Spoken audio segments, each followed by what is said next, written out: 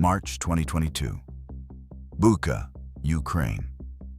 For 33 days, Russian soldiers under direct Kremlin orders hunted civilians in their homes and on the streets. 358 civilians lost their lives. Many left behind with signs of restraint.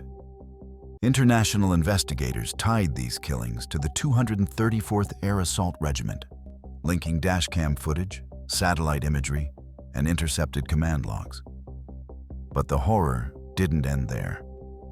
Behind closed doors, Russia's FSB agents deployed electric shocks and severe abuse as deliberate tools of war. While in Kyiv, even children's hospitals faced missile strikes that caused casualties among patients and those rushing to save them. These are not accidents. They are systematic war crimes, coordinated at the highest level. What drove an entire military machine to target the innocent? And how much worse does it get when the world looks closer?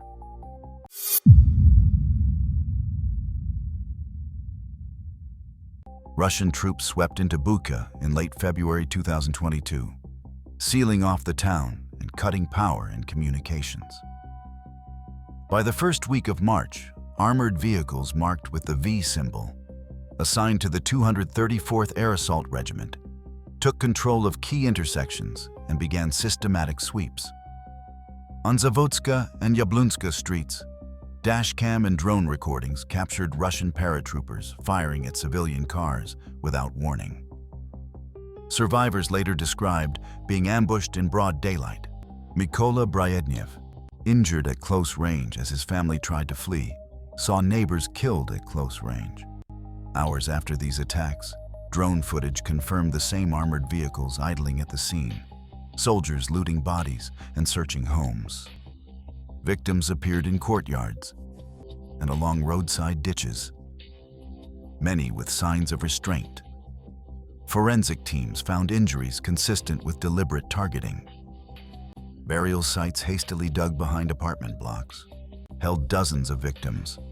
Satellite images tracked the digging of these pits and the movement of Russian units in real time.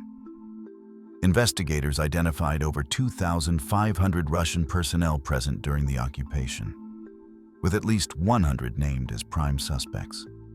Intercepted radio traffic revealed soldiers discussing the killings as routine, not as accidents or battlefield confusion.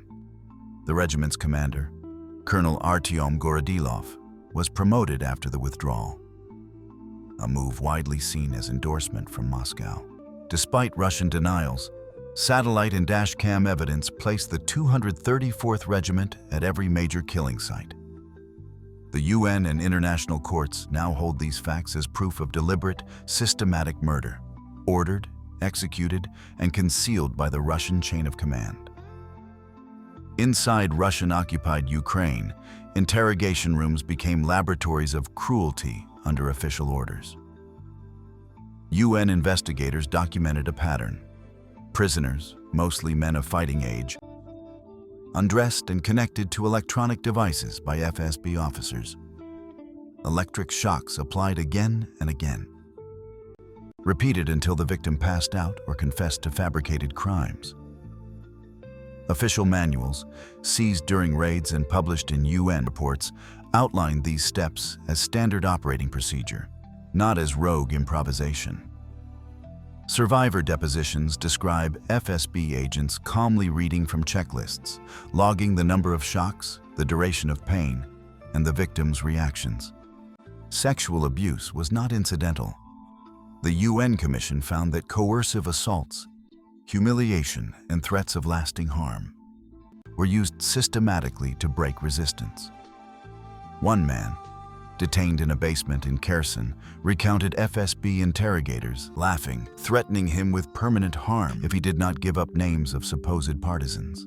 Medical examiners later matched his injuries to electrical burns and blunt trauma consistent with these testimonies. Women and men alike reported sexual abuse. UN field teams traced these methods to a chain of command running from local detention sites up to regional FSB headquarters. Orders for physical pressure and humiliation were found in internal documents signed by senior officers. International condemnation followed. By early 2024, 41 countries had cited Russia's abuse program as the most comprehensive state-sanctioned abuse system in recent memory. UN investigators concluded that the cruelty was not a byproduct of war, but a deliberate instrument, codified, taught, and enforced at every level of Russian security services. At 10:40 on the morning of July 8, 2024, a Russian Kh-101 cruise missile struck the roof of a major pediatric hospital in Kyiv. The hospital, Ukraine's largest pediatric facility, was full. Children receiving chemotherapy, surgeons operating, parents waiting in the corridors. Minutes later, as medics and civilians rushed to rescue survivors, a second explosion hit near the main entrance. The second strike near the entrance killed first responders and a parent. Doctors tried to finish surgeries amid choking smoke. In total, 9 people died at the site. More than 70 others suffered severe injuries. Physicians for Human Rights dispatched a field team within hours. Their blast analysis, cross-checked with satellite imagery from Maxar and Planet Labs, confirmed a deliberate missile strike on an active medical facility. Missile debris with Cyrillic markings, consistent with the Kh-101, was recovered from the ruins. The hospital's director, Dr. Vladimir Putin, described seeing the missile approach: low, deliberate, unmistakable. Video footage from staff and bystanders documented the chaos as the second blast struck, matching the double-tap pattern previously used by Russian forces in Syria. International observers, including the UN and Amnesty International, classified the attack as a war crime, an egregious violation of medical neutrality. Russia's claim that the hospital was hit by a stray Ukrainian air defense missile was dismissed by forensic evidence. The trajectory, blast signature, and missile fragments all pointed to Russian launch sites. The deliberate targeting of Ukraine's primary children's hospital and the calculated timing of the double tap shattered any pretense of accident or battlefield confusion.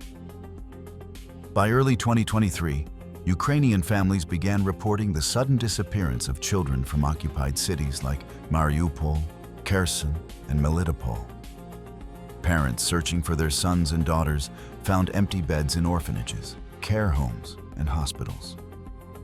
Within months, investigators at Yale University's Humanitarian Research Lab confirmed the scale. More than 19,000 Ukrainian children had been forcibly deported to Russia or Russian-occupied territories. Only 1,236 have been returned. The rest vanished into a system designed to erase their identities and sever all ties to their homeland.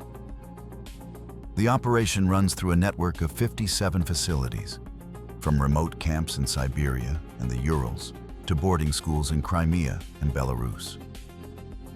Children are transported by bus, train, and sometimes military aircraft, often under armed guard. Russian officials, acting under direct orders from President Putin and Children's Rights Commissioner Maria Lvova-Belova, oversee the process. At each stop, Ukrainian names are stripped away. Russian birth certificates are issued.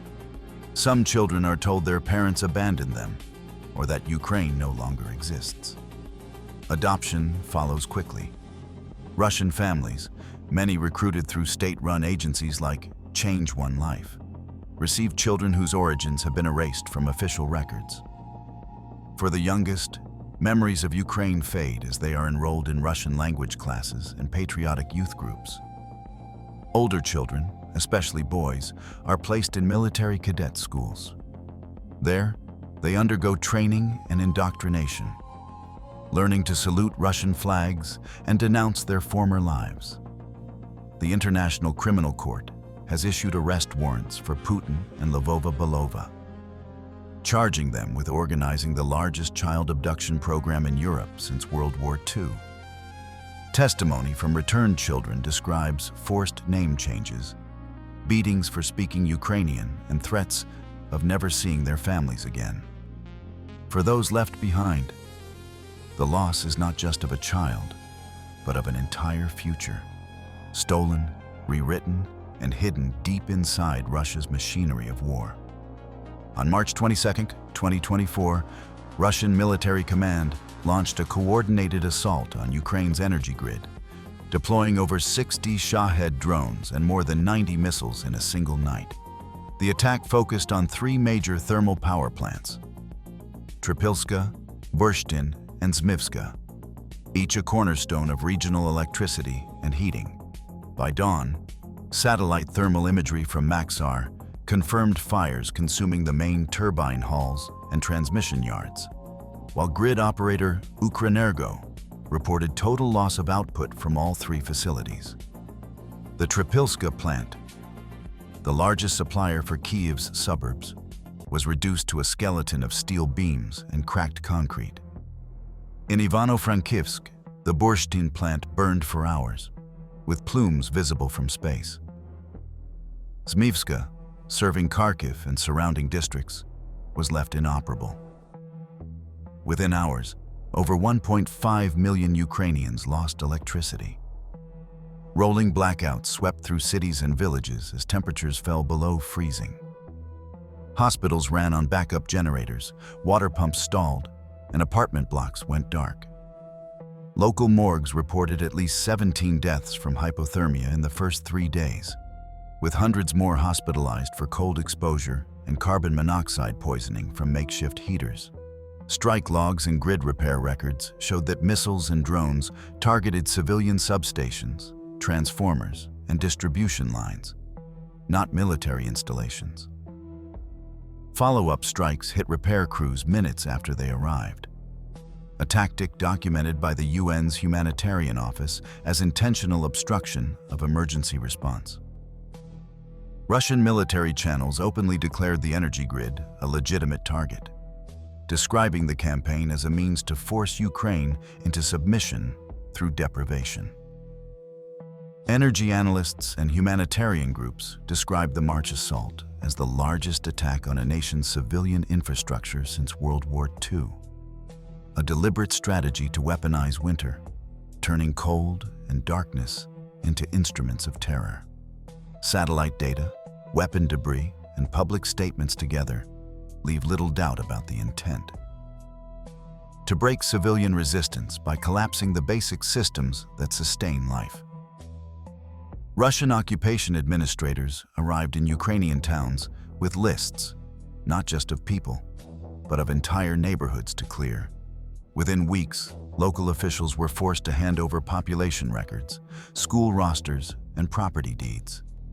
Armed soldiers went door to door, delivering government orders for civilians to board buses bound for Russian territory. In Kherson and Luhansk, families were given minutes to pack before being loaded onto convoys. Witnesses described being separated by age and gender at checkpoints. Parents sent one way, children another, grandparents often left behind. Inside the buses, Russian officers collected Ukrainian passports and shredded them on the spot. In some cases, stacks of documents were burned in barrels outside city halls, erasing legal identity in a matter of hours. Deportees arrived in Russian regions from Belgorod to Siberia, where they were registered as new residents and issued Russian papers. Regional governors announced quotas for resettlement, boasting in official statements about the number of Ukrainians welcomed into their communities. Cultural erasure followed physical removal. In occupied towns, Russian authorities bulldozed Ukrainian language schools, replaced street signs, and shut down libraries. Churches and community centers were closed or repurposed for Russian propaganda events. Ukrainian books were confiscated and burned in public squares. Local officials who resisted were detained or disappeared. Testimonies collected by human rights monitors describe entire villages emptied, with family photographs left behind in abandoned homes. Hundreds of thousands have been relocated through this system, their communities dismantled and their histories rewritten. The orders came from Moscow. but the machinery of erasure was carried out by regional administrators, police, and military officers, each step recorded in bureaucratic reports. The result is not just displacement, but the systematic destruction of a people's identity, culture, and memory. On March 16, 2022, hundreds of civilians crowded inside the Donetsk Regional Drama Theater in Mariupol. The word "children" was painted in giant white letters on both sides of the building, visible from the air. At 10 a.m., a Russian bomber released a guided munition directly onto the theater. The blast collapsed the central hall, trapping families under debris. Independent investigators from Bellingcat and geo-confirmed later geo-located video footage and satellite images, confirming the strike's timing and trajectory. Rescue workers dug for days, recovering survivors and the deceased. The final death toll is still unconfirmed, but Ukrainian authorities estimate over 600 civilians were killed in the attack. That same week, Russian forces shelled evacuation corridors marked for humanitarian passage out of Mariupol and Sumy.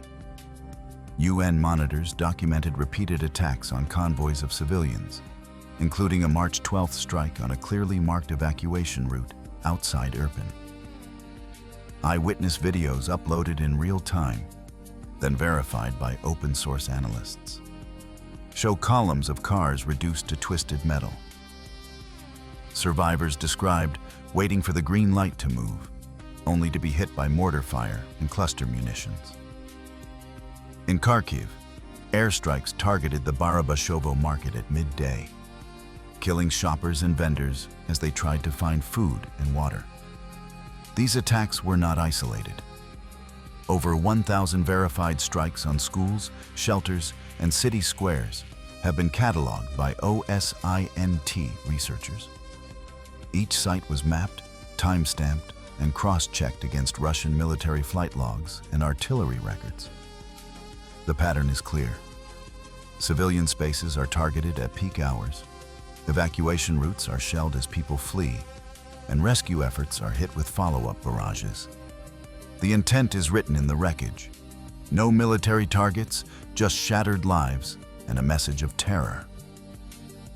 Wagner Group mercenaries, operating far beyond Ukraine's borders, carry out targeted assassinations and sabotage missions under direct orders from the Kremlin. In Berlin, a Chechen exile was killed in broad daylight. The weapon traced to a Russian intelligence operative.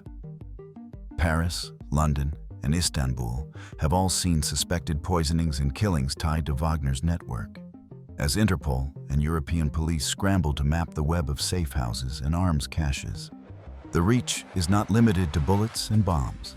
Russian GRU cyber units, identified through intercepted cables and forensic analysis, have breached hospital systems in Warsaw and Prague, locking patient records and disrupting surgeries with ransomware attacks. In 2024, a coordinated cyber assault crippled emergency rooms across the European Union, forcing doctors to revert to paper charts as critical care patients waited for life-saving treatment. Intelligence reports detail clandestine arms shipments routed through Belarus and Serbia, supplying Wagner units with Western-made night vision, drones, and encrypted radios for use in Ukraine and beyond. Former Wagner commanders, captured in eastern Ukraine, described direct coordination with Russian military intelligence, relaying orders from Moscow to field teams embedded across Europe and Africa. Each operation, whether a hospital hack or an assassination, is logged and rewarded by Kremlin handlers. The global architecture of these crimes, assassins, hackers, smugglers, operates as a single system directed from the top. The intent is unmistakable: to project terror, eliminate opponents, and paralyze civilian life far from the front lines. Over 19,000 Ukrainian children have been forcibly deported to Russia, according to Yale University investigators, a number matching the largest documented child abduction since World War II. Evidence presented in this documentary links Russian military units, FSB interrogators, and Kremlin officials to systematic killings, abuse, and the destruction of medical facilities and power stations. The United Nations and International Criminal Court have confirmed these acts as war crimes, while international sanctions and arrest warrants have isolated Russia's leadership. Yet, thousands of classified files remain inaccessible, and the full scale of civilian suffering is still emerging. As international investigators gather further evidence, the impact is clear. Systematic violence against civilians has triggered unprecedented global condemnation and legal action. The record of these crimes will remain, ensuring that accountability is no longer a distant promise, but an urgent and ongoing process.